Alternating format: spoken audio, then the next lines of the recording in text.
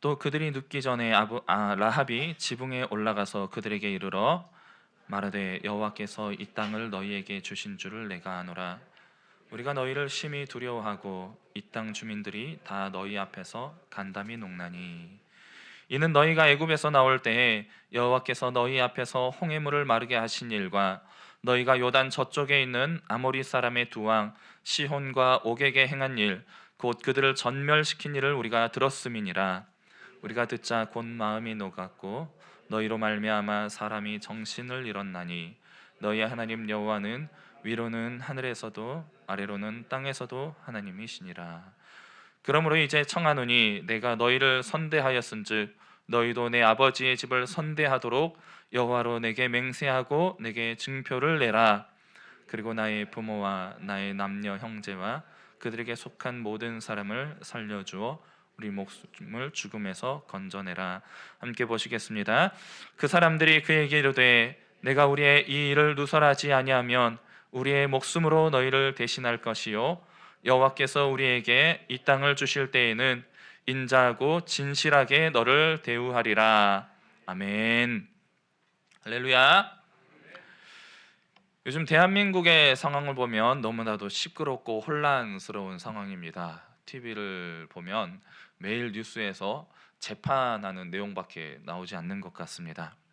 우리는 이렇게 어렵고 혼란한 상황 속에서 어떠한 태도로 살아가고 계신가요? 많은 사람들이 혼란스러운 상황을 바라보며 비판의 목소리를 여기저기에서 많이 냅니다. 옳고 그름에 대해 따지며 이야기를 많이 합니다. 그리고 수많은 성도들과 교회들이 또 곳곳에서 나라를 위해서 기도하고 있습니다.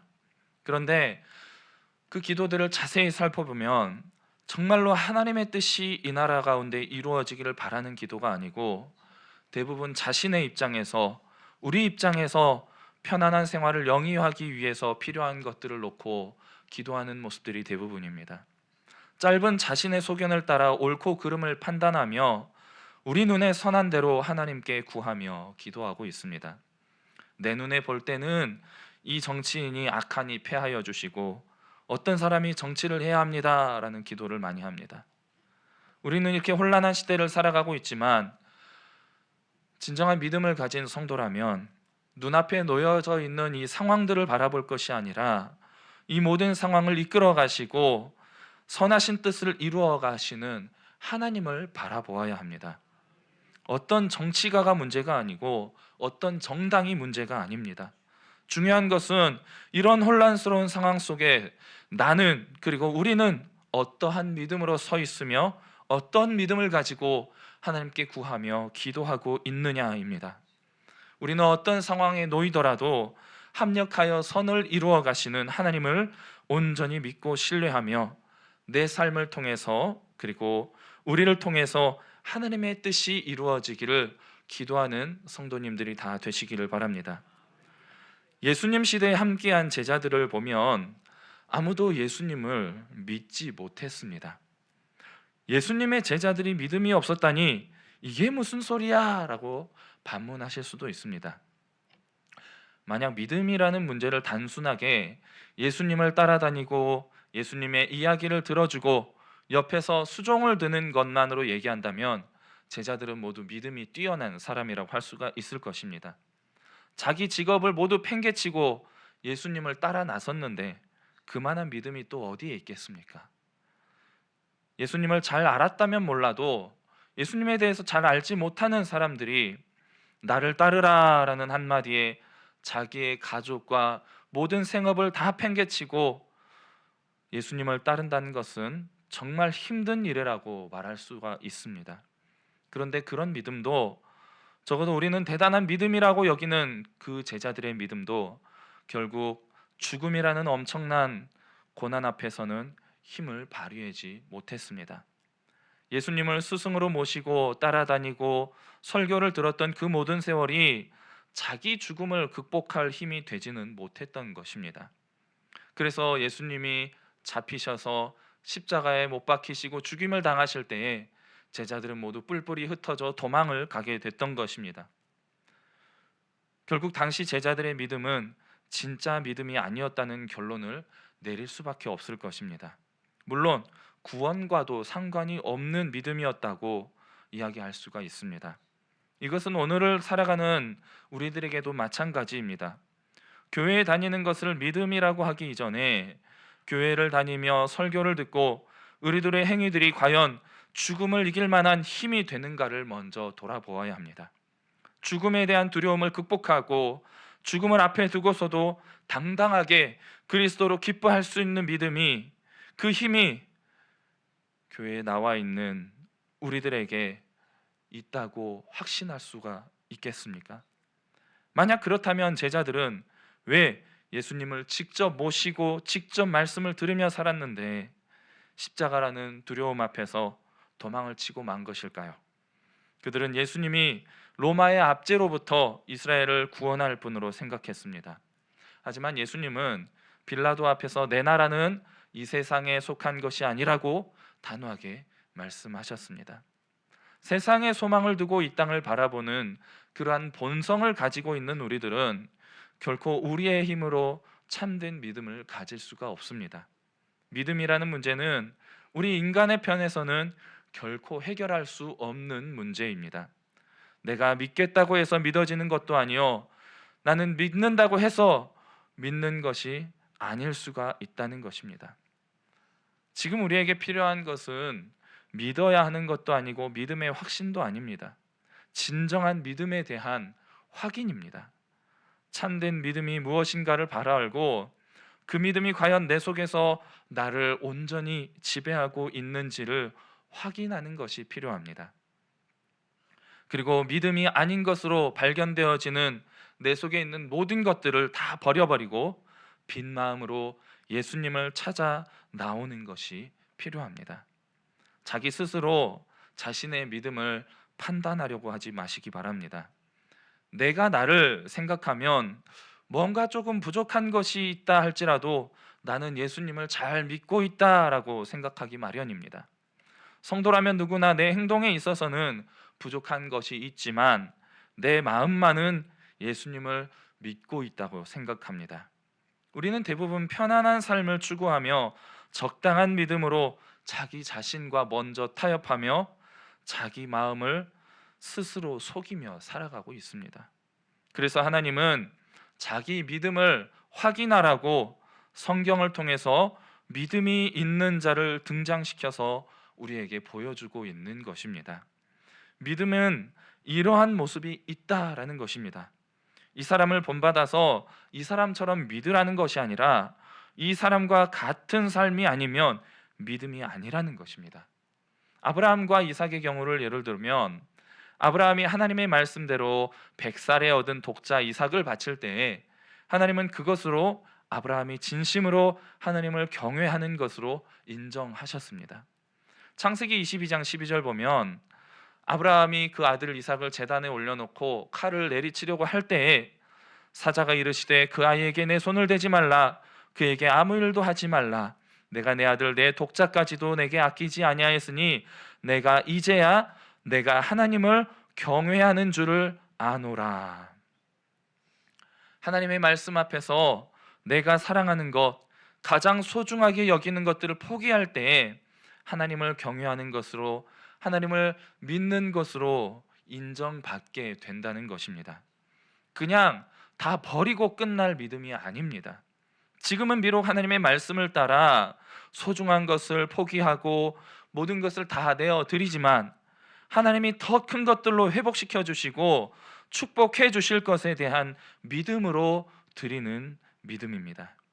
하나님은 이런 사건들을 우리에게 남겨주심으로 인해서 믿음은 내가 사랑하는 것들을 포기하는 것임을, 그리고 더 큰 축복을 위해 준비해 놓으신 여호와 이레의 하나님을 믿는 것임을 가르쳐주고 있는 것입니다.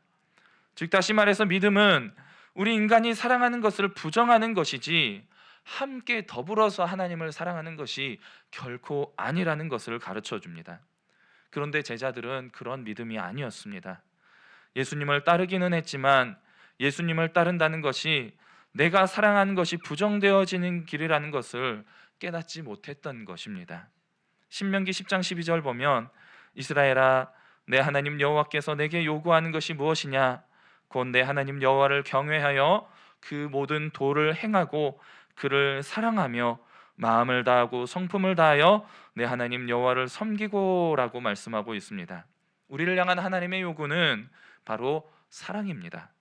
우리에게서 하나님의 사랑을 찾고자 하시는 것입니다. 우리 인간에게 하나님을 경외하고 섬기는 사랑이 있다는 증거는 자기를 사랑하는 자기 사랑이 부정되어짐을 통해서 나타나는 것입니다. 인간의 타락의 원인이 무엇입니까? 하나님보다 자기 자신을 사랑하고 내가 하나님보다 높아지려고 하는 마음으로 선악과를 먹은 것이 아닙니까? 그렇기 때문에 자기 사랑과 하나님 사랑은 결코 공존할 수도 함께 병행될 수도 없는 문제라는 것입니다. 어느 하나가 있으면 반드시 다른 한쪽은 물러나야 합니다. 자기 사랑과 하나님 사랑은 타협이나 화해가 있을 수 없는 것입니다. 서로에게 적이고 원수이기 때문입니다. 교회는 단순히 예수님에 대해서 배우고 좋은 말씀을 들어서 그분의 가르침을 따르고자 오는 것이 아니고 예수님의 십자가 앞에 자기 사랑이 부정되어 있는가를 확인해야 하는 자리가 되어야 합니다. 예수님을 따른다는 것은 먼저 자기 사랑에 대한 부정이 선행되어야 하기 때문에 먼저 우리가 이것을 확인해야지 온전한 예배를 드릴 수 있지 않겠습니까? 우리는 예배를 통해 날마다 내가 죽어지고 내 안에 다시 사신 예수 그리스도가 역사하는 삶으로 나아가야 합니다. 그렇지 않으면 여전히 자기 사랑을 간직하고 있으면서 스스로는 예수님을 따른다고 착각할 수가 있기 때문입니다. 그래서 갈라디아서 2장 20절 말씀은 우리에게 이렇게 가르쳐주고 있습니다.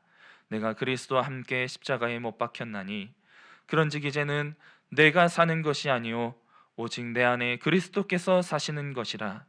이제 내가 육체 가운데 사는 것은 나를 사랑하사 나를 위하여 자기 자신을 버리신 하나님의 아들을 믿는 믿음 안에서 사는 것이라. 아멘. 그래서 믿음은 우리 인간의 힘으로는 되어질 수 없다고 말씀드릴 수밖에 없는 것입니다. 우리의 믿음을 위해서 성령께서 우리 가운데 오셨습니다.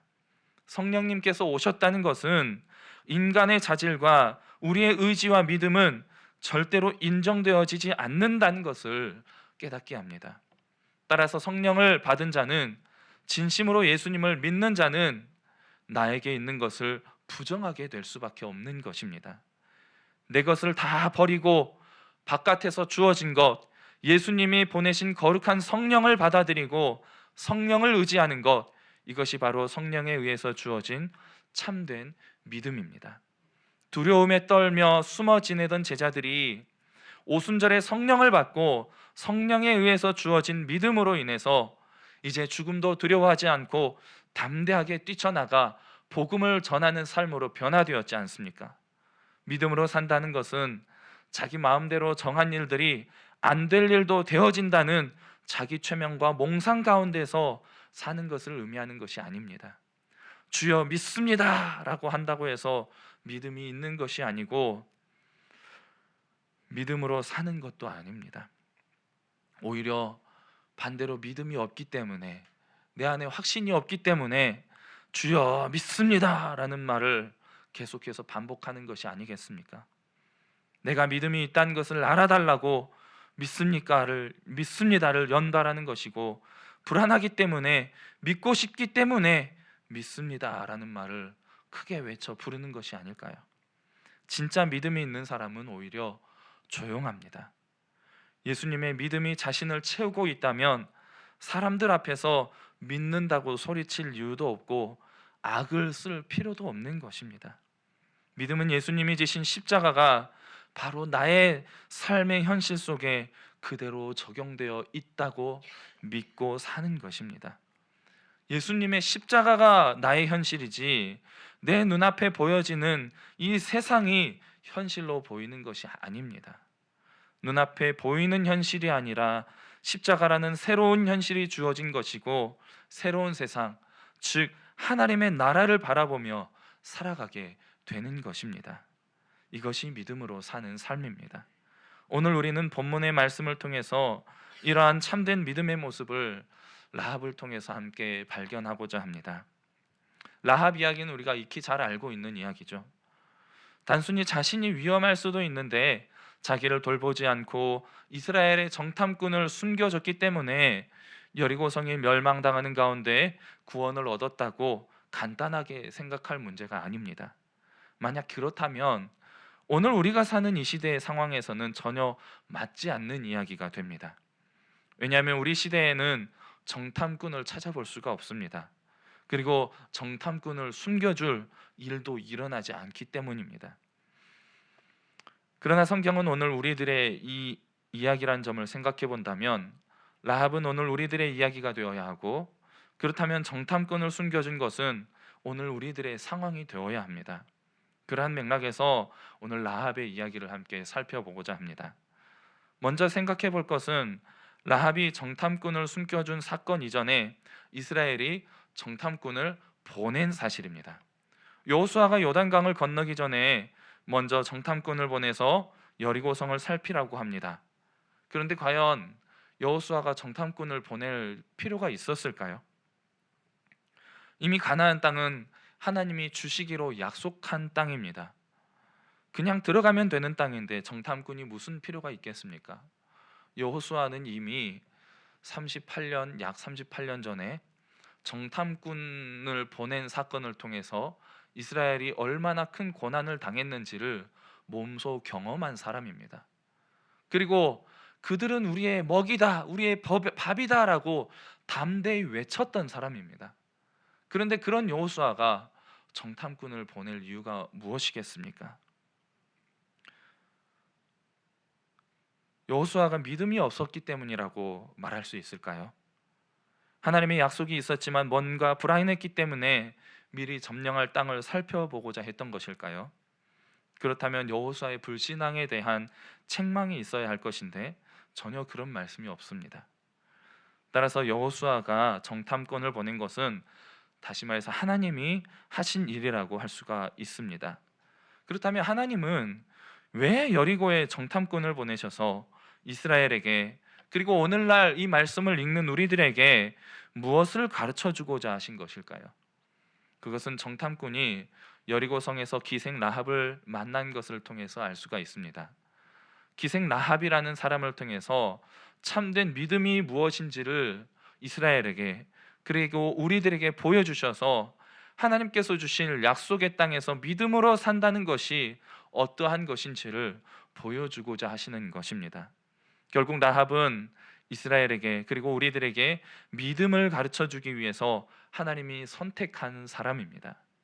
오늘은 우리는 이런 이스라엘 입장에서 라합을 바라보아야 할 것입니다.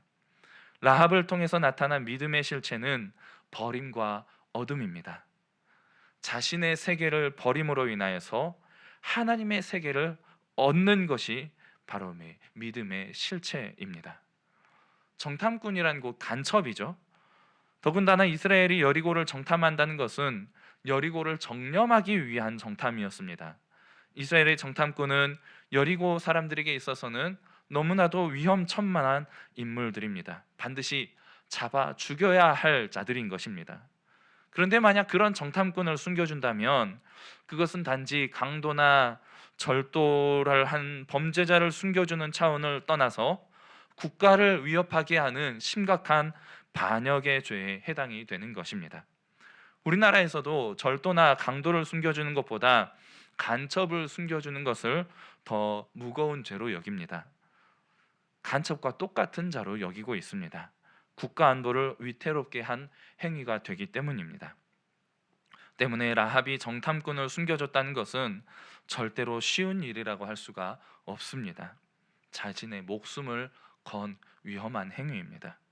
그렇다면 라합은 분명 정탐꾼에게서 자신의 목숨을 내걸 정도로 가치 있는 것을 발견했기 때문에 그들을 숨겨 주었다고 볼 수가 있습니다. 자신의 목숨을 잃는 상황이 닥친다고 해도 결코 포기할 수 없는 무언가가 있었기 때문에 위험을 무릅쓰고 이 정탐꾼을 숨겨준 것이 아니겠습니까? 이러한 행위를 우리가 단순히 인정을 베풀어서 정탐꾼을 숨겨주었다고 볼 수 없을 것입니다. 만약 이스라엘의 정탐꾼이 아닌 다른 나라의 정탐꾼이었다면 과연 라합이 그들을 숨겨 주었을까요? 왜 이스라엘의 정탐꾼이었는가 하는 것을 본문 9절과 10절을 통해서 알 수가 있습니다. 말하되 여호와께서 이 땅을 너희에게 주신 줄을 내가 아노라. 우리가 너희를 심히 두려워하고 이 땅 백성이 다 너희 앞에 간담이 농나니 이는 너희가 애굽에서 나올 때에 여호와께서 너희 앞에서 홍해물을 마르게 하신 일과 너희가 요단 저편에 있는 아모리 사람의 두 왕 시혼과 옥에게 행한 일 곧 그들을 전멸시킨 일을 우리가 들었습니다. 라합이 정탐꾼을 숨겨진 이유는 바로 하나님을 보았기 때문입니다. 이스라엘의 정탐꾼에게는 하나님이 있었습니다. 그냥 여타 다른 나라의 신들과 같은 그런 신이 아니라 가나안 땅을 이스라엘에게 주신 하늘 위의 신, 땅 위의 신이라는 것입니다. 가나안 땅을 이스라엘에게 주신 하나님을 알았기 때문에 여리고성은 하나님 앞에 무너지게 된다는 것을 믿었습니다. 이스라엘의 군사가 몇 명인지, 그들의 힘이 얼마나 센지, 그들이 가진 전략이 무엇인지 그런 것들을 따진 것이 아닙니다. 하나님이 가나안을 이스라엘에게 주었다는 것, 이것 하나만으로 여리고성은 무너지게 된다는 것을 믿었습니다. 그리고 하나님의 백성을 선대하는 것이 곧 나와 내 가족이 구원받는 길이라는 것을 깨달았던 것입니다. 라합에게 다급한 것은 하나님이 함께하는 이스라엘이 가나안 땅에 들어온다는 것입니다. 정탐꾼이 왔다는 것은 이제 곧 이스라엘이 가나안 땅에 들어오게 된다는 것을 의미합니다. 그래서 하나님이 홍해를 갈라지게 하셔서 이스라엘을 건너게 하시고 아모리 사람을 전멸하게 하신 일을 알고 있는 라합은 하나님이 함께 하신 이스라엘이 곧 쳐들어온다는 증거인 이 정탐꾼을 보게 되었을 때 다급해지지 않을 수가 없었던 것입니다. 그 다급함 속에서 라합이 취한 행동은 바로 이스라엘의 편에 서는 것이었습니다. 정탐꾼을 숨겨주는 것은 결국 이스라엘을 도와주는 것임과 동시에 자신의 나라에 있어서는 반역의 행위가 되는 것입니다. 자기 나라를 무너뜨리는 행위가 되는 것입니다. 이것은 여리고의 입장에서 보면 굉장한 이기심으로 보여질 것입니다. 자기 살자고 자신이 몸담고 있는 나라를 배신한 행위가 얼마나 파렴치하고 악한 행위로 보여지겠습니까? 인간적인 입장에서 보자면 라합은 설사 여리고가 무너진다 할지라도 끝까지 여리고의 편에 서 있어야 하는 것이 당연한 우리 사람들의 이치입니다. 그런데 성경은 이 정탐꾼을 숨겨주고 자신의 나라를 버리고 이스라엘의 편에 선 라합을, 그 라합에 대해서 믿음이라고 말씀하고 있습니다. 히브리서 11장 31절 말씀을 보면 믿음으로 기생 라합은 정탐꾼을 평안히 영접하였으므로 순종치 아니한 자와 함께 멸망치 아니하였도다 라고 말씀하고 있습니다. 라합이 정탐꾼을 영접한 것을 믿음이라고 말합니다. 이 믿음이 없었다면 라합은 여리고와 함께 멸망을 당하게 되었을 것입니다. 따라서 라합의 믿음과 같이 그러한 믿음이 아니라면 멸망당한다는 결론을 내릴 수밖에 없기 때문에 라합의 이야기는 우리에게 매우 중요한 심각한 이야기가 됩니다. 정탐꾼이 여리고에 들어왔다는 사실을 아는 사람은 라합뿐만이 아니었습니다. 누군가가 정탐꾼이 들어온 것을 목격을 했고 그 사람은 그 사실을 여리고 왕에게 고했습니다. 그리고 여리고 왕은 라합에게 기별을 넣어서 여리고를 정탐하러 온 그 정탐꾼들을 끌어내라고 지시합니다. 하지만 라합은 그들이 누구인지도 몰랐고 또 이미 성 밖으로 도망을 쳤다고 거짓말을 함으로써 이 위기를 넘어가게 됩니다. 이런 사실에서 우리가 생각해 볼 것은 똑같이 정탐꾼을 목격한 입장인데 왜 라합은 그들을 보호했고 또 다른 사람들은 정탐꾼을 죽이려 하느냐라는 것입니다. 물론 간단하게 생각한다면 내 나라를 해치는 정탐꾼을 잡아 죽이는 것이 당연한 것이다 라고 생각하고 넘어갈 수가 있습니다. 라합이 국가를 배신하고 이스라엘 편에 선 이유는 라합이 하나님의 약속을 믿었기 때문입니다. 세상은 하나님의 약속에 의해서 이미 확정되어져 있다는 사실을 믿었습니다. 가나안 땅을 하나님이 이스라엘에게 주시기로 약속했다면 가나안의 멸망은 이미 확정이 되어 있다는 것입니다. 하지만 다른 사람들은 자신들의 운명이 약속에 의해서 확정되어 있음을 믿지 않았습니다. 자기들 스스로 자신들의 나라를 지킬 수가 있을 것으로 생각했습니다. 히브리서에서는 이들을 가리켜 순종치 아니한 자라고 말합니다. 정탐꾼을 죽이려 한 것이 왜, 자신의 나라를 지키려고 한 것이 왜 순종치 않는 행위가 될까요? 하나님이 여리고 왕에게 정탐꾼을 죽이지 말라고 지시를 한 것도 아닙니다. 그러나 지시는 하지 않았다고 해도 가나안 땅을 이미 이스라엘에게 주었다는 것을 안다면 정탐꾼을 영접하는 것이 바로 하나님의 일에 순종하는 행동이 되는 것입니다. 그러나 이들을 죽이고자 한다는 것은 하나님의 약속을, 하나님의 말씀을 정면으로 거부한 것이 되는 것이고, 그것이 곧 하나님께 순종하지 않는 악한 행위가 되어버린 것입니다. 그래서 그들은 멸망을 당할 수밖에 없었습니다.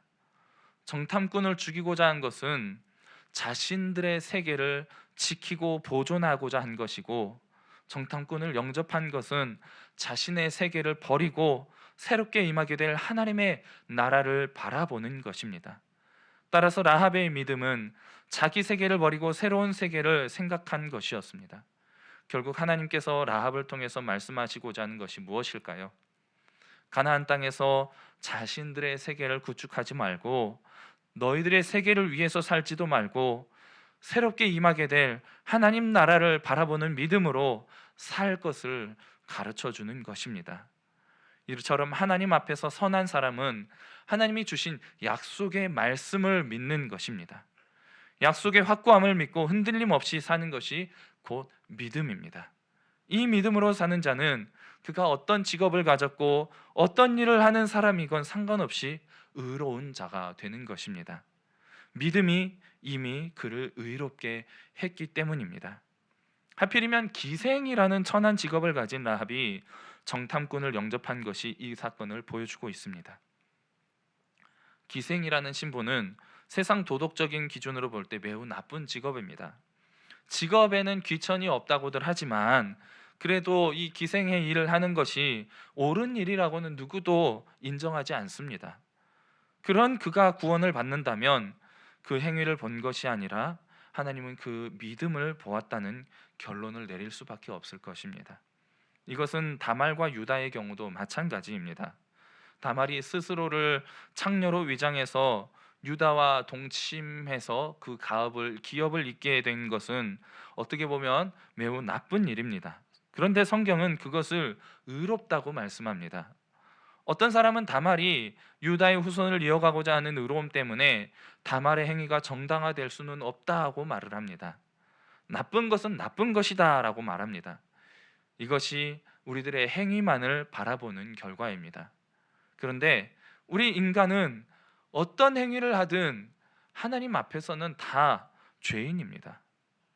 다말이 창녀로 위장해서 유다와 동침을 했든 안 했든 그는 이미 죄인입니다. 죄인이 의인으로 여겨지는 것은 하나님의 약속에 대한 믿음을 가지고 믿음대로 살아갈 때입니다.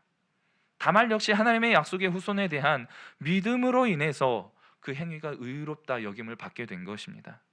이스라엘 백성이 출애굽할 때 마지막 장자의 죽음을 피한 방법은 양의 피를 바른 문설주 그 안으로 들어가는 것입니다. 문설주 바깥에서 어떤 행위를 하던 그것은 전혀 중요한 문제가 아니었습니다. 하나님의 약속을 따라서 문설주 안으로 들어가면 그가 어떤 자든 살게 되었습니다. 오늘 본문에 나타나는 라합 역시 마찬가지라는 것입니다. 라합은 여리고 왕에게 거짓으로 대답했습니다. 그렇다면 이것도 정탐꾼을 살리고자 한 것은 잘한 것이지만 거짓말한 것은 나쁜 것이다 라고 말할 수가 있겠습니까? 제가 지금 이 거짓말에 대해서 정당화하는 말씀을 드리고자 하는 것이 아닙니다.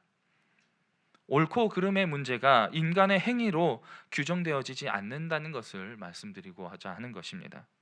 옳고 그름의 기준은 하나님의 약속으로 규정이 되어집니다.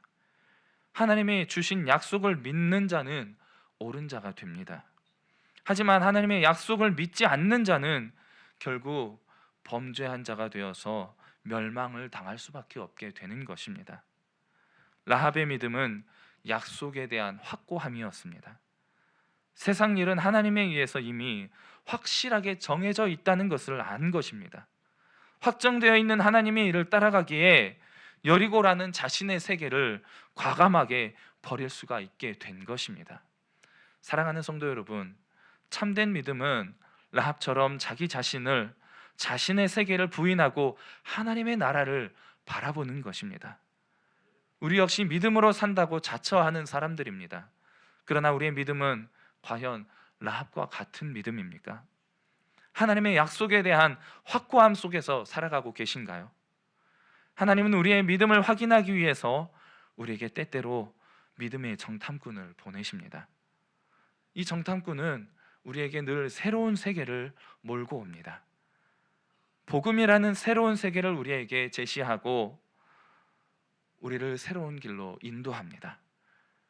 그럴 때 하나님의 약속의 확고함 속에서 새로운 세상을 바라보며 믿음으로 전진하는 성도라면 복음을 향해 담대히 자신의 삶을 내어 던질 수가 있게 될 것입니다. 그러나 하나님의 나라라고 하는 영원한 생명의 나라라 바라보기보다는 여전히 이 나라 이 땅에 소망을 두고 자신의 세계를 지키고자 한다면 여전히 이 세상의 미련을 두며 뒤를 돌아보는 삶을 살아가게 될 것입니다. 그리고 우리의 힘으로, 내 힘으로 이 세상을 더 아름답게, 더 좋은 세상으로 변화시킬 수 있다는 헛된 교만과 아집에 사로잡혀 여전히 헛된 수고로움 속에서 살아가게 될 것입니다. 세상에 소망을 두며 살아가는 자들은 결국 여리고 성이 세상에서 멸망을 당하게 될 때에 하나님께 버림받았던 것처럼 그들과 함께 멸망의 길로 떨어질 수밖에 없습니다. 라합이 자신의 나라인 여리고를 부인할 수 있었던 것은 하나님이 함께 하시는 나라를 보았고 그 나라에 자신의 인생을 걸었기 때문입니다. 나의 나라는 여리고가 아니라 하나님이 함께하는 나라라는 것을 알았기 때문에 과감하게 자신의 세계를 버릴 수 있게 된 것입니다. 여러분의 나라는 어떤 나라입니까? 여전히 나의 만족과 유익이 이루어지는 대한민국입니까? 아니면 하나님이 함께 하시는 약속의 나라입니까? 철저한 자기 부정이 이루어지게 될 때, 십자가 앞에서 완전히 죽어지고 하나님의 나라와 의를 구할 때에 우리 앞에 하나님의 나라와 놀라운 축복의 삶이 펼쳐지게 될 것입니다. 믿음은 하나님을 기쁘시게 하는 것입니다. 하나님의 기쁨은 다시 우리에게 돌아와서 더 크고 더 놀라운 축복의 길을 열어줍니다. 그래서 히브리서 11장 6절 말씀은 이렇게 우리에게 말씀하고 있습니다. 믿음이 없이는 하나님을 기쁘시게 하지 못하나니 하나님께 나아가는 자는 반드시 그가 계신 것과 또한 그가 자기를 찾는 자들에게 상 주시는 이심을 믿어야 할지니라. 이제 우리의 남은 인생을 하나님이 주신 약속을 따라 믿음의 눈을 들어 하나님의 나라를 바라보시기 바랍니다. 주님의 뜻이 이 땅 가운데에, 우리의 삶 가운데에 온전히 이루어지시기를 바라며 천국을 소망하는 가운데에 담대한 믿음의 삶을 살아가시기를 주님의 이름으로 축복합니다. 사랑하는 하나님,